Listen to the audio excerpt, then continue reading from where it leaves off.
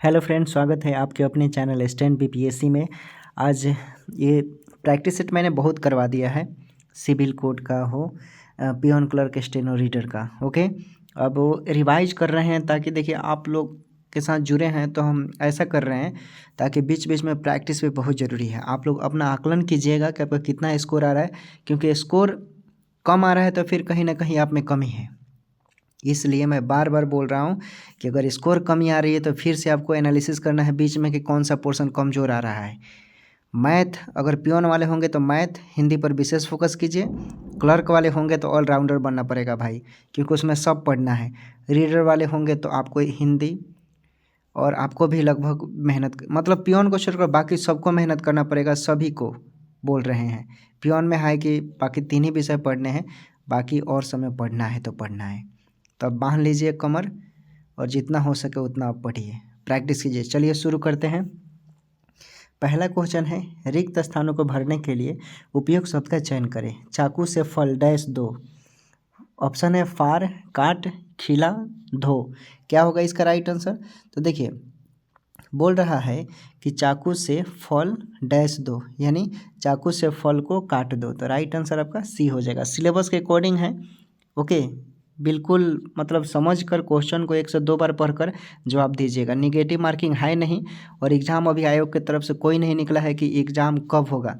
हो सकता है मार्च क्रॉस हो जाए, अप्रैल में हो।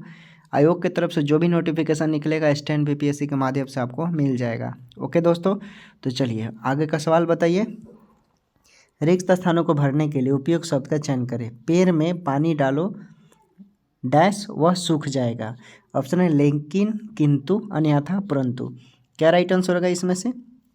देखिए, पेड़ में पानी डालो अन्यथा वह सूख जाएगा, तो राइट आंसर बी हो जाएगा। ओके, चलिए अगला प्रश्न देखिए। जिन लोगों ने कमेंट किया है अन्यथा उनका सही है। इसमें त्रुटि बताना है आपको कि दिए गए वाक्य का वह भाग याद करें जिसमें कोई त्रुटि हो। ओके, परोपकार करने से मनुष्य का मन में शांति का अनुभव होता है। परोपकार करने से मनुष्य के मन में शांति का अनुभव होता है। ऑप्शन है मनुष्य का मन में परोपकार करने से होता है या शांति का अनुभव। इसमें से कौन सा एरर है, चलिए बताइए। देखिए त्रुटि वाला भाग इसमें आपका मनुष्य का मन में जो दिया है, सही प्रयोग जो मनुष्य का मन में नहीं, मनुष्य के मन में सही होगा। का जो है ना, ये इसके जगह के रहता तो सही होता है। ओके, तो यही आपका ए नंबर जो है ये त्रुटि हो गया। चलिए अगला प्रश्न देखिए। अगला है आपका, थोड़ा जूम कर देते हैं। देखिए अगला प्रश्न है आपका आपके सामने कि सही वर्तनी वाले शब्द का चयन करना है। इसमें बताइए कौन सा सही लिखा हुआ है। ओके, आयुष्मान आपको बताना है कि आयुष्मान कैसे लिखा जाता है। तो सी नंबर में जो है आयुष्मान बिल्कुल सही लिखा है। ओके दोस्तों, आपको पता चलेगा क्योंकि ये सब मैंने करवा दिया है, रिवाइज के रूप में है। देखते हैं कि कौन से दोस्त सही कितना जवाब देते हैं। ओके, देखिए अगला प्रश्न है, दिए गए शब्द का विलोम बताना है। निरामिष, निरामिष का विलोम क्या होता है? देखिए निरामिष का विलोम अगर आप ध्यान से देखेंगे, निरामिष का मतलब होता है जो शाकाहारी भोजन करते हैं, मांस नहीं खाते हैं। ओके, यानी शाकाहारी फॉर्म में जो होते हैं उनको बोलते हैं। जैसे तो इसका विलोम बताना है तो आप आसानी से बता सकते हैं, यानी जो मांस को खाते हैं, मांसाहारी होते हैं, यानी उसको शामिश बोलते हैं। क्या बोलते हैं? शामिश। तो राइट आंसर ये हो जाएगा। ओके, चलिए अगला प्रश्न देखिए। अगला है आपका कि निम्नलिखित में से उस विकल्प का चयन करें जो नमक मिर्च लगाना मुहावरे का अर्थ व्यक्त करता है। नमक मिर्च लगाना मुहावरे का अर्थ व्यक्त करता है। ऑप्शन है नमक और मिर्च लगाकर रखना। नमक और मिर्च लगाकर रखना। उसके बाद है अनुनय करना। उसके बाद है बढ़ा चढ़ाकर कहना। उसके बाद है उपहास करना। ओके, इसमें से आपको बताना है। नमक मिर्च लगाना मतलब क्या होता है कि किसी को बढ़ा चढ़ाकर किसी बात को बोलते हैं। ओके, यानी बढ़ा चढ़ाकर किसी बात को कहना। तो राइट आंसर आपका सी हो जाएगा। ओके, बढ़ा चढ़ाकर किसी को बात को कहना। अगला प्रश्न देखिए। अगला है सही वर्तनी वाले शब्द का चयन करना है। सही वर्तनी वाले शब्द का चयन करना है, चलिए बताइए। तो देखिए इसमें आप देखेंगे सही वर्तनी वाला शब्द जो है इसमें आपका पीकदान। अब देखिए पीकदान दो तरह से लिखा है, एगो हार्सिन से एगो दीर्घिन से। तो देखिए डी नंबर में जो पीकदान दीर्घिन से लिखा है ये सही लिखा हुआ है। ओके, चलिए अगला प्रश्न देखिए। अगला है आपका दिए गए शब्द के परिभाषित शब्द का चयन करें। दिए गए शब्द के पर्यायवाची शब्द का चयन करें। क्या है? रुधिर। ओके, रुधिर के बारे में आपको बताना है कि क्या राइट आंसर होगा। ओके, बताइए रुधिर का मतलब क्या हो जाएगा। देखिए, तो देखिए आप ऑप्शन को ध्यान से देखेंगे तो रुधिर का मतलब होता है खून या रक्त भी बोल सकते हैं, तो अब आसानी से पहचान जाएंगे। तो देखिए डी नंबर में रक्त दिया है तो आपका डी सही हो गया। ओके, चलिए अगला प्रश्न देखिए। दिए गए वाक्यांश के लिए एक शब्द आपको बताना है जो वर्षा में एक बार हो जो वर्ष में एक बार होता है उसे क्या बोलते हैं। जो वर्ष में एक बार होता है उसे क्या बोलते हैं दोस्तों। देखिए वार्षिक का मतलब होता है वर्ष में जो एक बार होता है उसी को हम बोलते हैं, तो आप पकड़ लीजिए, यानी जो वर्ष में एक बार होता है उसे वार्षिक बोलते हैं। ओके, तो राइट आंसर डी हो जाएगा। चलिए अगला प्रश्न देखिए। अगला है आपका, दिए गए शब्द का पर्यायवाची बताना है। क्या बताना है दोस्तों? पर्यायवाची, यानी आदि दिया है तो आदि का पर्यायवाची क्या हो जाएगा। ऑप्शन है आदि और अन्य अभ्यस्त। इसमें से क्या होगा? देखिए आदि का उचित पर्यायवाची होगा आपका अभ्यस्त। ओके, तो देखिए अभ्यस्त दिया हुआ है तो राइट आंसर अभ्यस्त हो जाएगा। चलिए अगला प्रश्न देखिए। निम्नलिखित में से उस विकल्प का चयन करें जो गुड़ गोबर कर देना मुहावरे का अर्थ व्यक्त करता है। गुड़ गोबर कर देना मुहावरे का अर्थ व्यक्त करता है, इसमें से क्या हो जाएगा। देखिए गुड़ गोबर कर देना मुहावरे का मतलब होता है यानी किसी काम को गड़बड़ा देना, बिगाड़ देना के सेंस में, यानी तो राइट आंसर काम को बिगाड़ देना। ओके, चलिए अगला प्रश्न देखिए। अगला है आपका, दिया है दिए गए वाक्यांश के लिए एक शब्द दीजिए जो अधिक बोलता हो। दिए गए वाक्यांश के लिए एक शब्द दीजिए जो अधिक बोलता हो। जो अधिक बोलता हो उसे क्या बोलते हैं भाई, बताइए। देखिए जो अधिक बोलता है ना, यानी भच भच करते हैं लोग। आप सिंपल भाषा में गांव देहात में रहते होंगे तो काहेला मतलब बिना मतलब के वचाल कर रहे हो, बच बच करते हो ऐसे बोलते हैं ना आप लोग, वचाल के सेंस में बोलते हैं, तो राइट आंसर वचाल हो जाएगा। ओके, चलिए अगला प्रश्न देखिए आपके सामने है। रिक्त स्थानों को भरना है। पढ़ लो डैश सो जाओ, पढ़ लो डैश सो जाओ। क्या होगा इसका? देखिए पढ़ लो या सो जाओ, तो राइट आंसर ये हो जाएगा। सिंपल है, ठीक है ना। चलिए अगला प्रश्न देखिए। अगला है आपके सामने, दिए गए वाक्यांश के लिए एक शब्द दीजिए। मेहनत करने वालों के लिए कौन सा शब्द का प्रयोग करते हैं। जो लोग मेहनत करते हैं उसे कर्मठ बोलते हैं भाई। क्या बोलते हैं? कर्मठ, यानी जो हार्ड वर्क करते हैं। कर्मठ का मतलब होता है कर्म करने वाले, उनको और चीज़ से मतलब नहीं होता है। जैसे किसान लोग देखते होंगे खेतों में कितना हार्ड वर्क करते हैं, कितना मतलब कठिन काम करते हैं, उस सेंस में बोलेंगे तो राइट आंसर कर्मठ हो जाएगा। चलिए अगला प्रश्न देखिए। अगला है आपके सामने, इसमें पर्यायवाची शब्द बताना है। रात्रि का पर्यायवाची क्या होगा। रात्रि का पर्यायवाची क्या होगा दोस्तों। देखिए आपको मैंने पिछले वीडियो में बहुत सारा प्रैक्टिस सेट करवाया है, प्रीवियस ईयर का भी, तो उसमें बताया था कि रात्रि का पर्यायवाची रात भी होता है, निशा भी होता है, रजनी भी होता है। आप लोगों में से बहुत सारे स्टूडेंट जो हैं इसी चैनल पर निशा नाम की लड़की बहुत सारी जुड़ी हुई है, तो आप लोग समझ लीजिए आपके नाम का मतलब निशा का मतलब होता है रात, ठीक है। रजनी भी होगी, कमेंट सेक्शन में रजनी भी है, उसको बोलते हैं रात। ओके, तो राइट आंसर आपका क्या हो जाएगा। देखिए डी दिया है रजनी, तो राइट आंसर आपका रजनी हो जाएगा। ओके, चलिए अगला प्रश्न देखिए। अगला है, इसमें आपको बताना है मुहावरे का मतलब। ओके, दिया है दूर के ढोल सुहाने का मतलब क्या होता है। दूर के ढोल सुहाने का मतलब क्या होता है, ऑप्शन देख लेते हैं। दूर से लोगों को देखना, दूर से वस्तुओं को अच्छी लगना, दूर के ढोल अच्छे लगना, और दूर से ढोल सुनना। क्या होगा? दूर के ढोल सुहाने लगना। तो आप समझ गए होंगे दूर के ढोल सुहाने का मतलब होता है यानी दूर की वस्तु अच्छी लगना। ओके, दूर की वस्तु अच्छी लगना, तो राइट आंसर क्या हो जाएगा। दूर के ढोल अच्छे लगना, दूर की वस्तु अच्छी लगना। देखिए यहाँ पर दिया है दूर की वस्तु अच्छी लगना। ओके, दूर के ढोल सुहाने होने का मतलब। चलिए आगे देखिए। आगे भी आपको पर्यायवाची बताना है। सरस्वती, ये बहुत बार पूछा गया, इंपॉर्टेंट है। सरस्वती का पर्यायवाची क्या होता है। शारदा भी बोलते हैं ना जी, बताइए लोग। हाँ, वीणा वादनी भी बोलते हैं। तो शारदा देखिए दिया हुआ है तो ये आपका राइट आंसर हो जाएगा। चलिए अगला प्रश्न देखिए। अगला है आपके सामने, ये तो हो गया। हाँ, ये बताना है, विलोम आपको बताना है। विलोम, आस्था का विलोम क्या होता है दोस्तों। आस्था का विलोम क्या होता है, बताइए लोग। आस्था का विलोम क्या हो जाएगा। ऑप्शन है क्षमा, विराग, प्रार्थना, अनास्था। आस्था का विलोम क्या होता है। देखिए आस्था का विलोम की बात करें तो आस्था का मतलब होता है विश्वास के सेंस में, बिलीव के सेंस में बोलते हैं, यानी आपको किसी चीज़ में श्रद्धा हो, उस सेंस में बात करते हैं। ओके, तो आपको श्रद्धा होगा तो आप आस्था रखेंगे, जैसे आप पूजा करते हैं, आपका आस्था है तभी ना आप पूजा करते हैं जी। आस्था नहीं होगा तो आप पूजा नहीं करेंगे, मानो तो भगवान ना मानो तो पत्थर, इन केस में बोलते हैं। तो यानी अब जब आपको आस्था ना होगा तो उसे क्या बोलेंगे, अविश्वास, मतलब आपको विश्वास नहीं होगा, जिसको अनास्था बोलेंगे। ओके, तो राइट आंसर डी हो जाएगा। चलिए अगला प्रश्न देखिए, अगला है दिए गए शब्द का विलोम चुने। दुर्लभ, दुर्लभ का विलोम क्या होता है दोस्तों?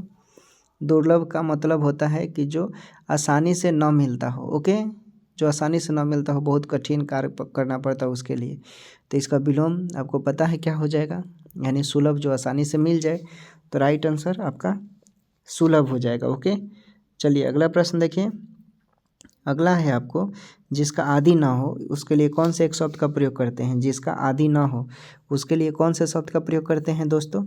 देखिए, जिसका आदि ना हो उसके लिए हम शब्द का प्रयोग करते हैं बातों की गहराई पर।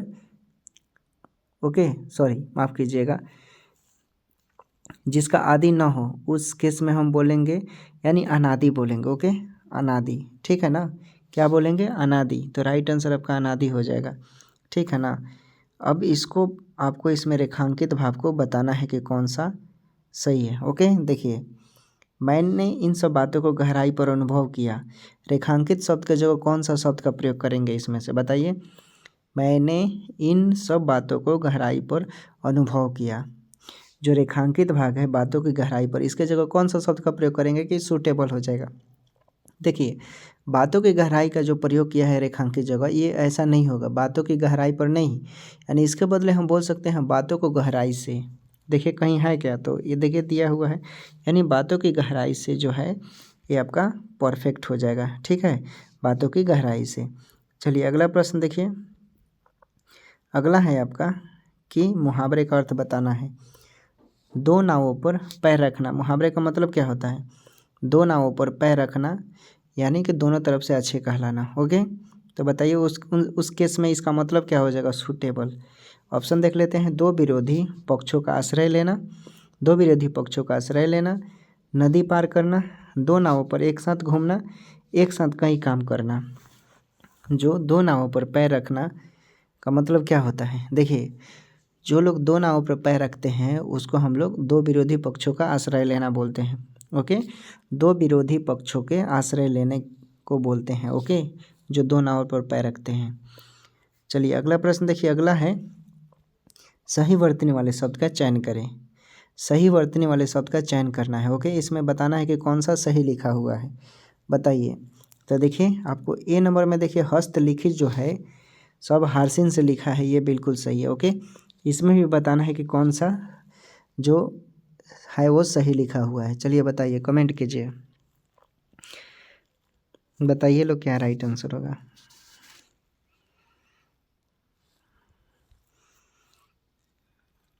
क्या राइट आंसर होगा? देखिए, इसमें आपका राइट आंसर हो जाएगा, यानी चिकित्सालय जो है बी नंबर में ये सही लिखा हुआ है। चलिए अगला प्रश्न देखिए, इसमें आपको बताना है दोस्तों, हिंदी का क्लास इम्पोर्टेंट जो चैप्टर है वो हो सकता है एक दो दिन में मैं जैसे फिर से मतलब ऐसा कंप्लीट आपको मतलब तलवार के धार जैसा बना देंगे तो बना देंगे, जो लोग मेरे साथ जुड़े हैं, इतना हम प्रॉमिस करते हैं। हाँ, लेकिन आपको थोड़ा सा मेहनत करना होगा। ओके, हम घोर को पिला नहीं सकते हैं, लेकिन हाँ 12 फरवरी के बाद से आपका ऐसा सेशन स्टार्ट होगा, आपको कहने की ज़रूरत नहीं पड़ेगा, मतलब जो लोग जुड़े हैं उनका बहुत अच्छा हो जाएगा। कॉन्फिडेंस लेवल इतना हाई करवा देंगे कि आप एग्ज़ाम में जाते जाते पॉजिटिव थिंकिंग रहते हुए भी, ना पढ़ते हुए भी पढ़ लेंगे और एग्ज़ाम पास कर जाएंगे आप। देखिए क्वेश्चन है, विशेषण और विशेष के योग से कौन सा समास बनता है? विशेषण और विशेष के योग से कौन सा समास बनता है, बताइए।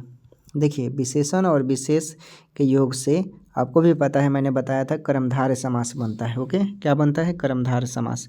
चलिए इसमें संधि विच्छेद बताना है, संधि विच्छेद से आपके 3 या 4 प्रश्न रहेंगे। ओके, नीरस का सही संधि विच्छेद क्या होगा? नीरस का सही संधि विच्छेद क्या होगा? नीरस का सही संधि विच्छेद क्या होगा दोस्तों?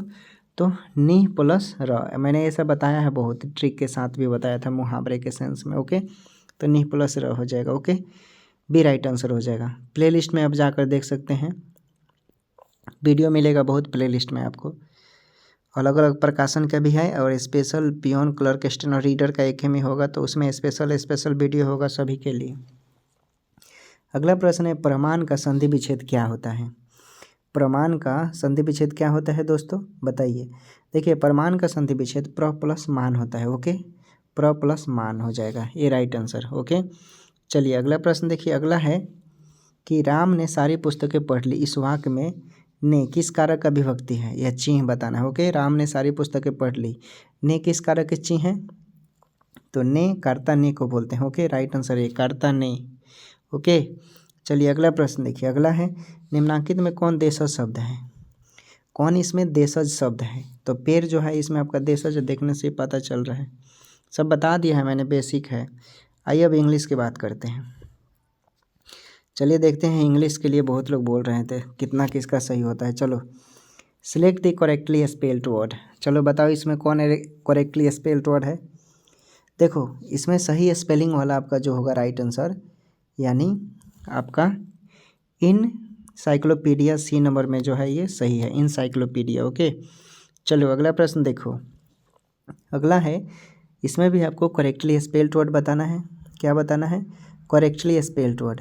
तो इसमें आपका क्या हो जाएगा, क्या होगा सही स्पेलिंग वाला, यानी ब्यूरोक्रेसी हो जाएगा। ओके, देखो दिया है सी नंबर में ब्यूरोक्रेसी। ओके, चलो अगला प्रश्न देखो। अगला है कि फिल इन द ब्लैंक्स दिया है, जहाँ Noori prized him for having and dash plan.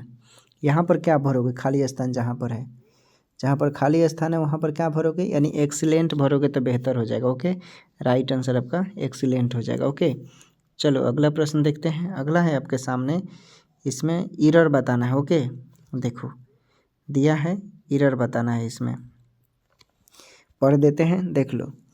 You assertion that you were thoroughly ignorant of consequence cannot be believed। फिर से सुनो, you assertion that you were thoroughly ignorant of the consequence cannot be believed। बताओ इसमें से कौन सा error है, कौन सा एरर है? देखो, इसमें त्रुटि वाला जो भाग दिया है, देखो कहाँ गया, यू असर्शन जहाँ पर लिखा है यू असर्शन, तो देखो यू जब भी ये फॉर्म में रहेगा तो इस फॉर्म में थोड़े होगा, या तो वर्ब के पहले रूप में होगा या दूसरे रूप में होगा। ओके, एडजेक्टिव फॉर्म में नहीं होगा, ठीक है ना, प्रीपोजिशन फॉर्म में नहीं होगा। तो आपका राइट आंसर हो जाएगा you assert. Okay, you assert होगा खाली। तो देखियो कहाँ दिया है, तो एरर बताना है ना, देखो ये ही आपका एरर है, B number. Okay, you assertion. चलो अगला प्रश्न देखो, सिनोनिम बताना है। सिनोनिम ऑफ क्या दिया है? वेफल। वेफल का सिनोनिम क्या होता है? देखो, वेफल का मतलब होता है यानी जो सडनली के सेंस में घबरा देना, कोई कोई ऐसा बात बोलेगा, कोई कोई ऐसे लोग होते हैं जो बात बोलेंगे अचानक, मतलब आपका जी घबरा जाएगा। ओके, यानी आप टेंशन में पड़ जाते हैं, चक्कर आ देना, मतलब अचानक ऐसा लगेगा कि आप कंफ्यूज हो जाते हैं, बहुत ही झटका सा लगता है। ओके, तो बताइए सिनोनिम क्या हो जाएगा? कंफ्यूज बोलेंगे, तो राइट आंसर कंफ्यूज हो जाएगा। ओके, चलो अगला प्रश्न देखो। अगला है, select the option that means the same as the given item. बताओ दोस्तों, select the option that means the same as the given item. Feeling under the weather.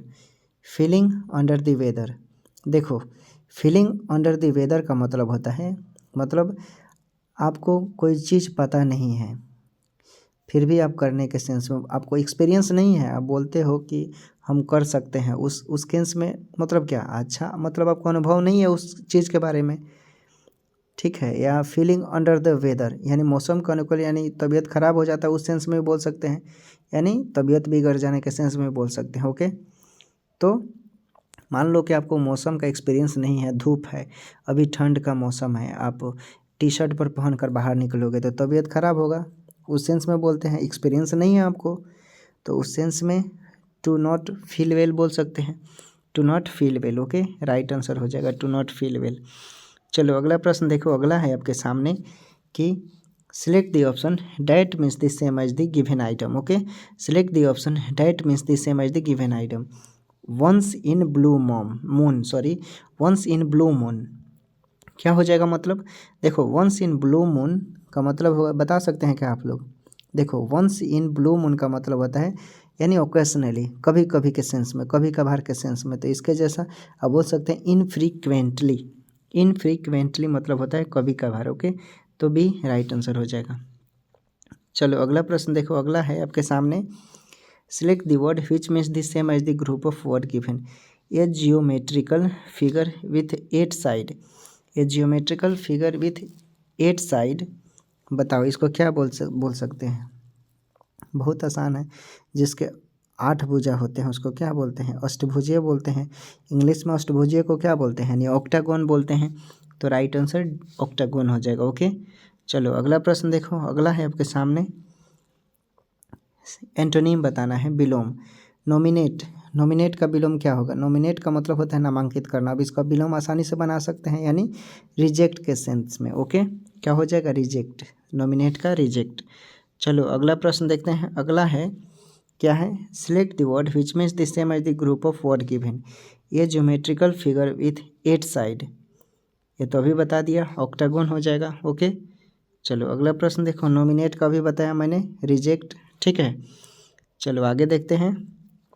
आगे है, इसमें आपको बताना है select the word which means the same as the group of word given जो दिया है। Okay, the study of ancient event and society. अब तो बता सकते हैं आप लोग इसका मतलब क्या होता है? यानी पुरातत्व चीज़ों के सेंस में बोलते हैं। ओके, इतिहास के सेंस में जो घटना घटता है और उसको प्रूव किया जाता है। ओके, तो जो प्रूव करते हैं पुरातत्ववेत्ता होते हैं। इंग्लिश में क्या बोला जाता है इन्हें बताइए अब आप लोग?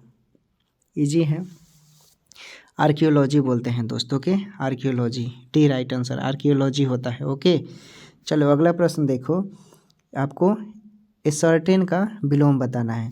Select the antonym of the given word. Antonym का मतलब होता है विलोम, बताइए। ओके, यहाँ पर दिया है शब्द आपका असर्टेन।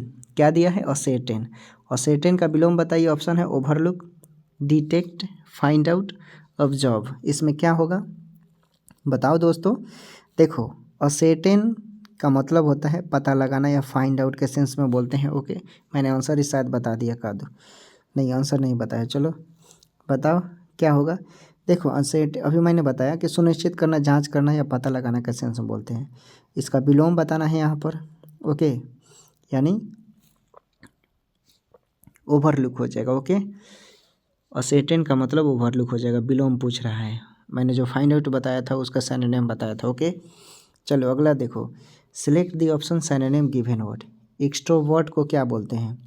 एक्सट्रोवर्ट को क्या बोलते हैं? यानी बहुर्मुखी, यानी जो बहुत ज़्यादा बात करता है उसको क्या बोलते हैं?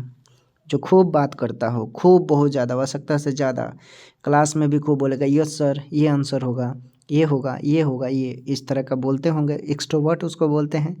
अब आपको बताना है सिनोनिम इसके जैसा, यानी टॉक्टिव बोल सकते हैं, यानी जो बातूनी होता है, बहुत बात करता है, उस सेंस में बोलते हैं। ओके, चलो अगला प्रश्न देखो, अगला है आपके सामने select the option that means the same as the given item in the good books. In the good books का मतलब होता है किसी के विषय में अच्छी राय बनना। ओके, किसी टॉपिक पर आपसे पूछा जाता है कि बिहार सिविल कोड का एग्ज़ाम कब होगा, तो आप ऐसा बात मत बोल दो कि स्टूडेंट को बुरा लग जाए, अफवाह ना उड़े। ओके, लेकिन आजकल ऐसा होता है कि अफवाह बहुत ज़्यादा उड़ते हैं और अफवाहों पर लोग बहुत ज़्यादा ध्यान देते हैं। कुछ दिन पहले एक PDF मिला था, बहुत लोग कन्फ्यूज हो गए थे कि एग्ज़ाम का आ गया, ये वो दिस डेट, इन सब चीज़ों से दूर भागना है। ओके, उस सेंस में बोल रहा है। ओके, यानी किसी चीज़ पर कोई कुछ पूछता है तो आप अच्छी राय दीजिए, अफवाह मत उड़ाओ। ओके, यानी इन द गुड बुक्स, यानी किसी विषय पर अच्छी राय देना। तो इसके जैसा हम बोलेंगे to be in favour of, यानी इसका मतलब यही होगा to be in favour of. Same मतलब ऑप्शन में देखिए आपका दिया हुआ है to be in favour of. Okay, तो right answer to be in favour of हो जाएगा, किसी विषय पर अच्छी राय देना। चलो अगला देखो, छोटा कर देते हैं। देखो क्या दिया है, अब दिखाई दे रहा है, to sound a red alert. इसका मतलब बताना है इसमें से, to sound a red alert क्या मतलब हो जाएगा, यानी बताइए लोग। To sound a red alert comment कीजिए लोग, क्या राइट आंसर होगा। देखिए, to sound a red alert, to raise an alarm. जिन लोगों ने कमेंट किया है टू रेज एन अलार्म, उनका बिल्कुल सही है। ओके, चलो अगला प्रश्न देखो, अगला है select the word which means the same as the given group of word given. A city, क्या लिखा है, a city which is multi cultural, a city which is multi cultural, यानी इसके लिए कौन सा शब्द का प्रयोग करेंगे, city which is multi cultural, यानी डेगे डेग पर जो स्टेशन होता है उसको बोलते हैं उस सेंस में। ओके, यानी मेट्रो बोल सकते हैं आप। ओके, तो राइट आंसर मेट्रो हो जाएगा। दोस्तों, हिंदी इंग्लिश का प्रैक्टिस सेट हमारा यहीं पर समाप्त होता है। उम्मीद करते हैं आप लोगों को अच्छा लगा होगा। अच्छा लगा होगा तो अपना सुझाव लाइक और कमेंट जरूर करेंगे, अपना प्रस्ताव रखेंगे। अगर किसी भी तरह की चेंजिंग करनी होगी तो आप मुझे बताएंगे, राय देंगे अपना, हम ज़रूर उसमें कुछ चेंजिंग करेंगे। ओके दोस्तों, और आप लोग पढ़ाई कीजिए, जितना हो सके उतना पढ़िए, हम आपके साथ हैं। मेरा सुझाव और आपका मेहनत ज़रूर आपको सफलता दिलाएगा। ठीक है दोस्तों, तो हम लोग मिलते हैं फिर नए क्लास में, इसी समय पर नए सेशन के साथ, नए प्रैक्टिस सेट के साथ, रिवाइज क्लास के साथ। ज़बरदस्त होगा। ओके दोस्तों, आप लोग अपना ख्याल रखें, पढ़ाई करें, और सभी दोस्तों को good night, take care, bye bye.